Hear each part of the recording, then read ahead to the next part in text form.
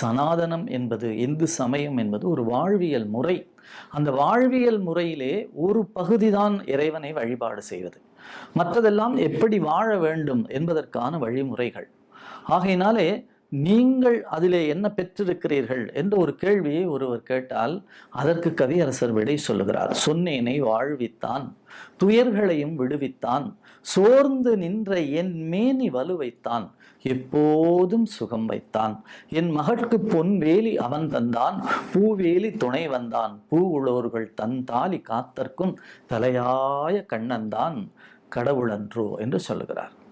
இறைவன் என்ன செய்திருக்கிறான் என்று கேட்டால் என்னை வாழ்வித்திருக்கிறான், சொன்னேனை வாழ்வித்தான்.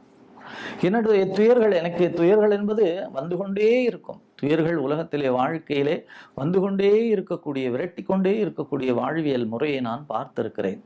ஏனென்று சொன்னால் ஒரு நாள் நான் உயரத்தில் இருப்பேன், ஒரு நாள் கீழே தாழ்ந்து விடுவேன். இப்படி மாறி மாறி வரக்கூடிய வாழ்க்கையிலே என்னுடைய துயர்களை எல்லாம் தூக்கி அடித்து நொறுக்கு அள்ளக்கூடிய அளவிற்கு அவனுடைய கருணை மழை என்னிடத்திலே பொழிந்திருக்கிறது. ஏனென்றால் நான் எப்பொழுதும் அவன் திருநாமத்தையே சிந்தித்து கொண்டிருக்கிறேன். ஆகையினாலே எனக்கு என்ன சிக்கல் வந்தாலும் சரி, என்ன துன்பம் வந்தாலும் சரி, அந்த துன்பத்தை எல்லாம் உடைத்து நொறுக்கக்கூடிய பேரருள் அலை எம்பெருமானுடைய கண்ணனுடைய அலை. ஆகையினாலே நான் அதையே சிந்தித்து கொண்டிருக்கிறேன்.